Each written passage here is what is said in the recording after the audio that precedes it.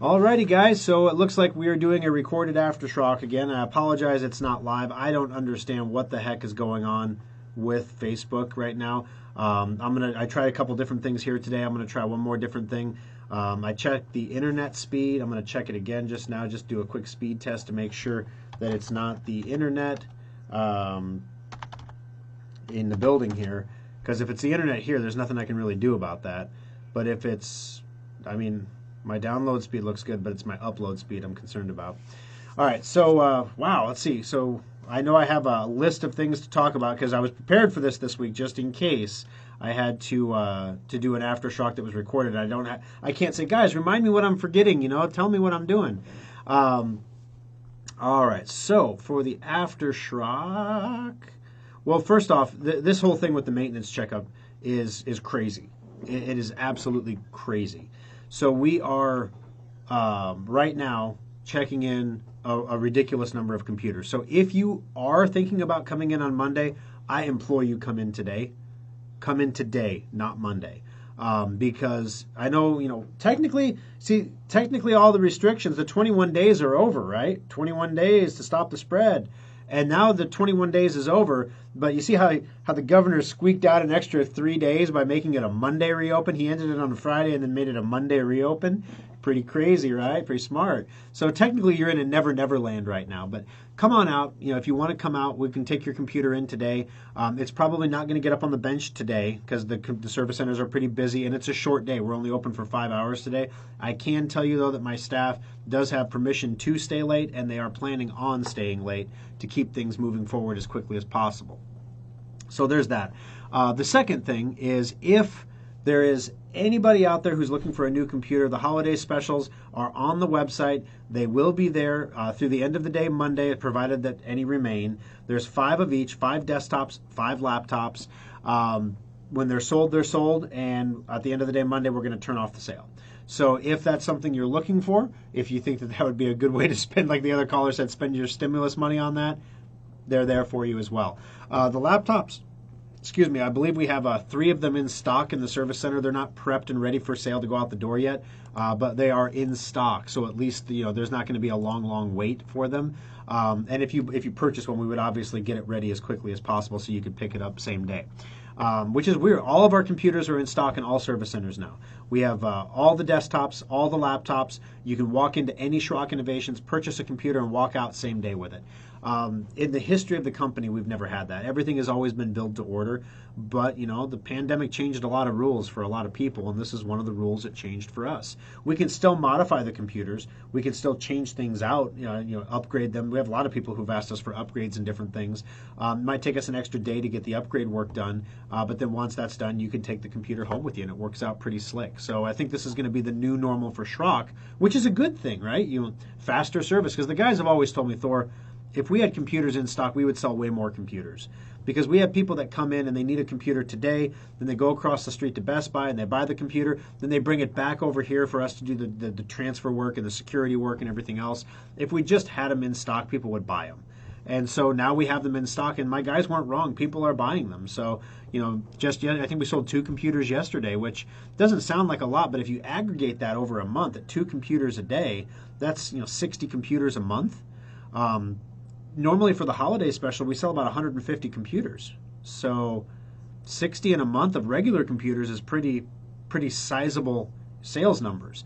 So we're actually ordering more parts and more software than we were ordering before. The downside is we don't make nearly as much money selling computers as we do selling services. So when you buy a computer from us, we don't make a ton on it. But the nice thing about that is now you're in the Schrock family. And once you're, it's like the mafia, once you're in the family, once you're in the Schrock family, at that point, your maintenance becomes a lot easier. Your secure updater runs better. Your drive advisor is more reliable because we know what parts everything works best with, and we're using those parts to build your computer. One of the things I was going to talk about, speaking of computers on the AfterSchrock today, is we've been quietly adding some functionality to our desktop computers. The reason we're doing it quietly is because we're working it through the supply chain, but we have upgraded the wireless card. You've heard about Wi-Fi 6 and things like that. The Wi-Fi standards are increasing. They're getting faster. We're not quite at the point yet because Wi-Fi 6, You can get it, and you can get the router that supports it, and you can get the card that supports it. But the router is like $600, and the card is like $150. It's expensive. So most people aren't going to Wi-Fi 6 yet. But Wi-Fi 6 is about 4 times faster than the current high-end Wi-Fi speeds that most people don't have now. So our new computers had those higher speeds in them. What we're doing now is we're actually adding Bluetooth connectivity to our desktop models. In the past, no one has ever asked us for this. It's never been a big deal that you couldn't hook up your headphones to the computer wirelessly. Well, now in this Zoom world we're living in, wireless headset is an instant microphone and speakers. So having a Bluetooth capability is actually kind of important now. We've responded by very quietly upgrading the cards on all the new computers that we've been producing for the last 2 weeks. We've almost got all the old ones worked out of the system, but all the new ones that we make going forward are Bluetooth cards going forward so that you can get Bluetooth sound on your modular desktop. And once we've worked through all the ones that are in the supply chain that don't have that, we're going to update the specs on the website to include Bluetooth as well. Keep in mind, though, especially on the higher end computers, I think the only ones that we have in stock that are still not Bluetooth are the Boundlesses. But keep in mind, if you get like an Endeavor or a Venture, those are going to have the new Bluetooth chipsets in them. And of course, if you buy the holiday specials, those are going to have that. It's kind of funny. It's going to actually be a slight upgrade over what people got in the fall because we switched the cards. And so now it'll have Bluetooth as well, which is kind of nice. So anyway, you can check those out if you're interested in the Bluetooth side of things. It's pretty cool. This week, we had a customer call us up and want to buy a computer. And we're like, okay, well, we've been getting a lot of that lately. So she says, I'm going to be using it for Family Tree Maker, and I want it to be the last computer I ever purchase. And so she doesn't say that at first. First, she just says she's using it for Family Tree Maker.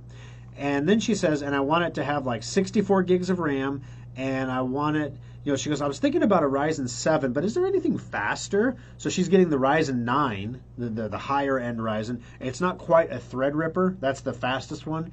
But the Ryzen 9 is an amazing processor. And then, we get this whole build done for her, and it's like a holiday special on steroids. And it's to do Family Tree Maker, which is not a complex or intensive program to run. It's not that bad. So anyway, she's running Family Tree Maker with this thing. And then she calls back and she goes, I forgot to ask, can we water cool that?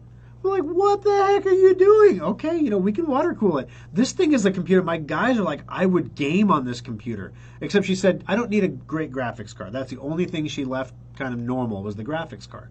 Because she's only using one monitor. She didn't need anything special. She's not playing games. So anyway, we went through and we built this whole thing. And we got a payment made. Sale is complete. Everything is done. We're going to go ahead and get started. And then she says, okay, and so where is your location in Des Moines where I'm going to pick this up?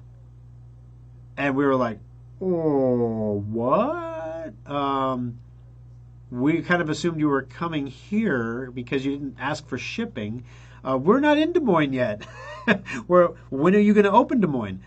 That's a funny question, you see. We're talking about opening in the fall, and we're being vague about it because we were going to open in August. But we can't hire anybody right now because nobody wants to apply for a job right now because unemployment is very cush right now. If you were released for a COVID-19 reason, you're getting that $600 of extra unemployment every week, and that goes through July. So I pray that they don't extend that. And from an employer's perspective, I pray they don't extend that because it makes it impossible for us to hire people. We're literally competing against unemployment. It's ridiculous. But on the other hand, there's a lot of people who are going to say, wow, I hope they do extend it, right? Because I'm making bank. There are, especially lower income workers. So we're right on the edge with IT repair stuff where there are some jobs that we have at Schrock where you make more money than you would make if you were on maximum unemployment. And there are other jobs where you make less, especially the junior technician position. So when we're trying to hire junior technicians, it makes it difficult. Nobody wants to apply because they can just sit at home and make, $600 is the federal, a couple $100 from Nebraska. You're making $800 a week to sit at home. You're making $1,600 a paycheck to sit at home. You're not going to make $1,600 a paycheck working as a junior technician at a computer repair shop. Simple math. So from an economics perspective, everyone's going to do what's in their best interest, right? So people are going to stay home. And that's what a lot of people warned about this, like with this whole situation with the unemployment. If you pay people this much money, they're going to stay home. They responded by making it temporary, only making it go through July. So July is still, 2 months away. So that's a long time to keep paying people just to sit at home. But the trick here is what no one's thought about this. If your employer calls you back to work, so if you were laid off or furloughed for a COVID-19 reason, you qualify for the 600. But if your employer says you need to come back to work and you choose not to, whether you don't feel it's safe, you don't want to, you're collecting a fat unemployment check, someone in your family doesn't feel well, you want to stay home and take care of them, whatever the case, if you get called back to work and you don't go, you lose the federal kick, the COVID kick, the $600 a week, which that's what's making it profitable to stay home. So the trick here is the unemployment agencies are so backlogged right now. When they get a notification that you're fired now, you're not furloughed anymore, because your employer is going to fire you if you don't come back, obviously. You're going to get fired, and the reason for termination would be refusing to work. When that gets processed through the unemployment division, you're going to lose your COVID exemption. And then you're going to have to go out, you're going to have to apply for jobs, you're going to have to do all the normal things that people on unemployment have to do. The trouble is that the unemployment offices are so backlogged by claims right now. By the time they process all the claims and get that taken care of, think about the backlog on all the people who don't go back to work. They're going to be so far behind that you might get paid 4 or 6 weeks of federal money before everything catches up and you lose your benefit, right? I wonder what's going to happen when they tell those people they have to pay that money back because they weren't supposed to get it. That's going to be an interesting situation, I think. So anyway, the woman in Des Moines bought the computer, and I looked over at Ryan. I'm like, we're going to have somebody going down to Des Moines for some reason at some point. So why don't we just do a drop-off? We'll drop it off at her home for her, and we'll just do a complimentary drop-off like we would do if she was within our service area, and we'll drop it off in Des Moines and call it good. So we did. So we're gonna be dropping off her computer when it's finished in Des Moines, and it'll be our first ever Des Moines on-site drop-off ever. So that's pretty cool. So it's going to be neat. So anyway, this is about the time I normally would ask you guys what do you want to hear about for questions. The masks. Parker, who runs my Papillion Service Center, his wife is a seamstress. And she works at a place that makes the big inflatable costume guys, like when you see the blow-up guys. She's the one that hand sews those costumes. And so we approached her last week and said, hey, we're going to do this thing on Monday, and it's really important that my guys have masks to wear. And I've got the paper mask. We can all have paper masks tomorrow, and we would all be fine, and it'd be good enough. It would be good enough to keep up appearances because, the masks. All right, let me tell you about a meme, right? So first of all, if you have children listening, this meme is going to make them giggle because it's child inappropriate giggle level, okay? But the meme that I saw on Facebook was, let me explain how face masks work to you. If there are two boys standing looking at each other with no pants on, and one boy pees on the other boy, that boy is going to get pee all over him, right? If the boy getting peed on has his pants on, he'll get less pee on him. And then if the boy who's doing the peeing has his pants on, well, the pee doesn't get on the other guy at all, right? So if we would just all wear pants, nobody would get peed on. That's how face masks work, which is not exactly how face masks work. But it was cute. It was like, okay, I get that. It's going to make a kid chuckle when they see it. I get it. Even if it helps a little bit. This is like, even if it helps a little bit is like saying, with a virus, is like saying, what if I only touch my tongue to the Chinese doorknob? What if I don't give it a full-on lick? Is that better? What if maybe I just touch it with my finger and then lick my finger? Is that's better than licking the actual doorknob, is it not? A little bit better. So that's these masks that everybody is wearing. First of all, the way people are wearing them, no one knows how to wear them right. People are covering their faces with whatever. And it got me thinking, you hear about the Spanish flu and all this stuff. And I went back and looked, and I Googled Spanish flu and clicked on images. And it's kind of haunting how these images, if you colorize these pictures, these could be like COVID-19 pictures. The giant stadium hall or whatever with beds lined up and sheets between them as walls. the people on the nebulizer treatment, let me see, there's some other ones here with people that are sitting, working, telephone operators, all wearing masks tied behind their head. So this is not the first time in American history we've been called on to wear masks. Now, here's the thing. Does it reduce the rate of transmission? It might. So like when I sneeze or cough, a fabric mask will lessen the projection of my sneeze or my cough, right? So it doesn't go out as far in front of me.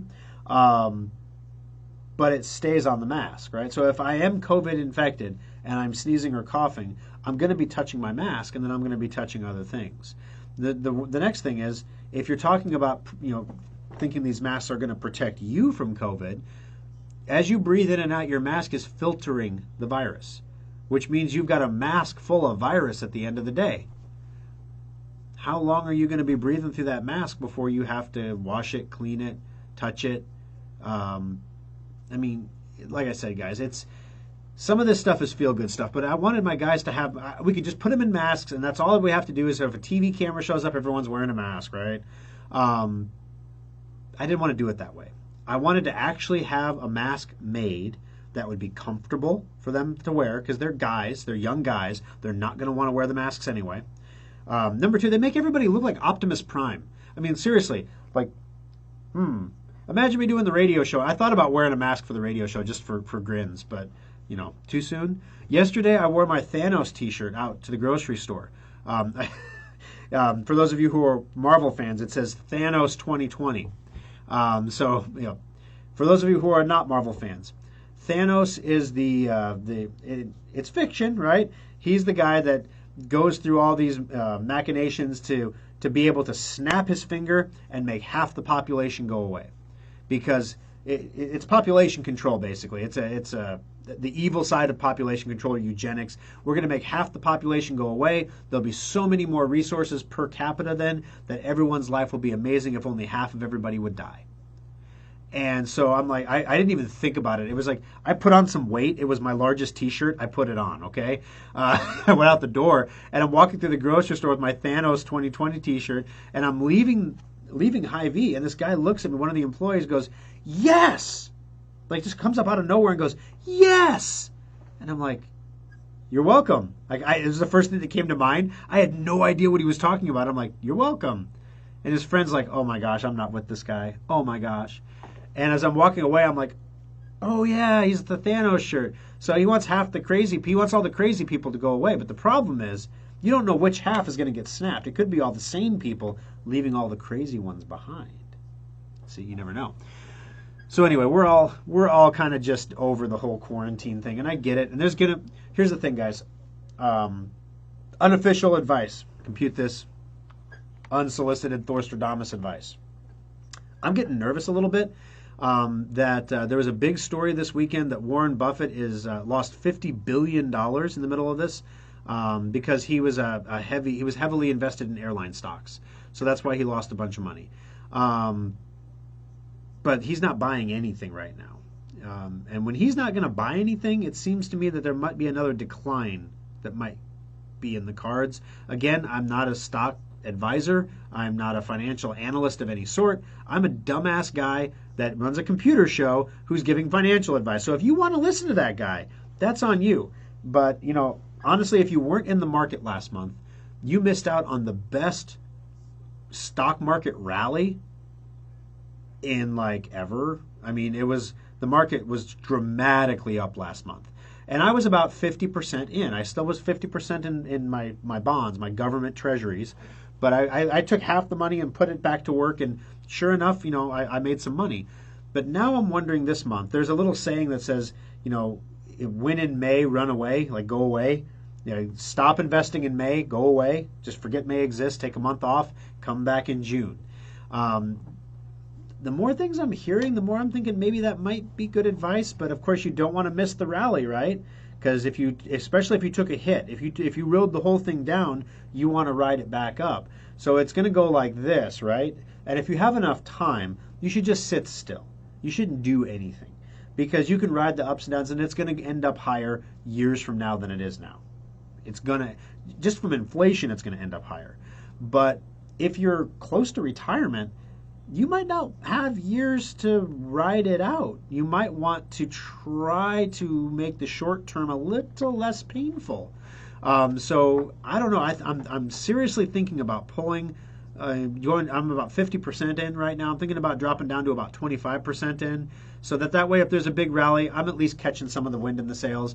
And if there's a big downdraft, everybody is going to run to bonds again, government treasuries. And if I'm already there, I will see enough profitability from that to offset my losses from the 25% that I left in the market. So I'll be flat. That's my hope. So if you can stay flat when everything is going down, then that gives you the opportunity to go back in again and then ride it back up again, right?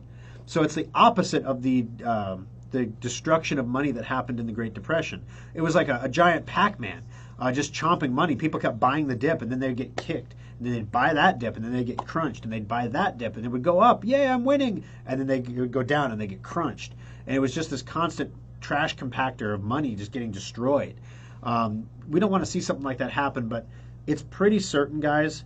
Right now, the story is everything reopening. All right, now the story is getting back to normal. And that's a good time. The market should respond well to that, I would think. But what's going to happen probably 10 days from now is we're going to start to hear chatter about the second wave. There is going to be a second wave, guys. We haven't beat this thing. We're never going to beat this thing. But there's going to be a second wave of infections, and some healthcare systems somewhere in the country are going to become overwhelmed. And when that happens, that's all the national news is going to talk about. How this is going to be you if you don't lock down again. And it's possible we could have cities or states completely locking down again. No one is talking about, excuse me, the millions of people in China that are on a new lockdown order in northern China. They're locked down again because that community had an outbreak and China was we're going to lock it down. So, now the lawsuits are starting. This is, all the rules are out the window, guys. The Republicans want to say we need to shield businesses from lawsuits, which, think about this from a business owner's perspective. My people, I say, okay, hey, we're reopening on May 4th. Everybody come back to work. So everybody comes back to work. And then somebody gets coronavirus and somebody dies. One of my employees or someone in their family, let's say. Am I responsible for that death because I had them come back to work? Under no other sickness circumstance would that be the case, except for if I caused their death directly, and then this is where the trial lawyers get involved. Well, you see, they weren't wearing masks, they didn't have sufficient disinfectant, whatever the things might be, whatever sufficient is, having a can of Lysol in each service center is not sufficient. What is sufficient? We don't know. They weren't cleaning the walls daily, for example. So if somebody coughed in the bathroom, that stayed on the wall, and if somebody touched the bathroom wall, which we all do, you could see how a trial lawyer would find a loophole or a way to make it the employer's fault that this person got sick or died. So from an employer's perspective, a lot of employers don't want their employees to come back to the office because they're afraid they're going to get sued if somebody gets sick. So the Republicans in the Senate are saying we need protection for businesses so that they can tell their employees, get back to work, without being worried that they're going to get sued into oblivion. On the other hand, the Democrats want to see additional social benefits. Nancy Pelosi's gone so far as to say she wants guaranteed national income now off of this. She wants more direct checks, regular direct checks, which sounds really great, right? I get a check from the government every week. Booyah! It ends in disaster everywhere it's been done. It is not something, and it's like they cracked the seal on these stimulus checks and they gave everybody a taste of that, and now they're going to take it away. And it's kind of like employers who are telling their employees to come back to work and their employees are making more money on unemployment. The employer is suddenly the bad guy that's taking this windfall away from these employees and forcing them to come back to a job, and they're not happy about coming back, and I don't feel safe, and then they get all ticked off and angry or whatever else. I just want to stay home where it's safe and I get paid, and what do you do as an employer? So it's all the rules are out the window right now, guys. I'm really thankful for the staff that I have. They're a hard-working bunch of guys. They're really hard-working people. And those hard-working people right now are the people who are going to make everything happen. So if you get down about this coronavirus thing at some point, no matter where you're at, on the spectrum. You're staying at home because you're terrified, or you're out because you're completely oblivious to any threat. The reality is, of course, somewhere in the middle. Now, the thing is, the people that find a way to make things happen are going to be the people that power all of us through this. When we come out on the other side of this, because we will, the Spanish flu did end, right? We stopped wearing face masks at some point after the Spanish flu. And I'm sure there were tons of people that didn't wear face masks during the Spanish flu. But when that ended, things slowly got back to normal. Some things are going to change. You can't social distance on an airplane, for example. It just can't be done. Not at the ticket prices that Americans are used to paying. So are you willing to pay 3 times the ticket price that you normally are paying to get a row to yourself, basically, to get 3 seats on the plane? That's what's going to happen if you want social distancing on the plane. Why don't they install HEPA filters on the planes? They have filters, but why are they like super duty HEPA filters? I don't understand this. I don't know. So anyway, my guess, guys, is going forward financially this week, watch out. There's some uncertainty. Now, the market could just keep going up, right? It could just nonsensically go up. The market could get a string of bad news and go down. The Amazon thing that, basically shareholders take a back seat because all the profitability is going to be plowed into, setting up the infrastructure that we need to keep our employees safe. Amazon is literally building their own testing facility to run their own coronavirus tests. What happens to that facility after coronavirus is done? This could be like the biggest misallocation of money like ever. I mean, I suppose then they have a pandemic infrastructure, so this once in a lifetime or once in a century pandemic thing that happens, they would be protected from it. But wow, what are you going to do with it? I guess suppose they could get in. Amazon could get into medical testing. They get into everything else. Why not? You have a whole testing facility over here. We built that to deal with COVID, but now that COVID's done, we could run all kinds of medical tests through there. Maybe Amazon becomes the next 23andMe and does genetic testing. They'll turn it into something to make money off of it. That's what they do.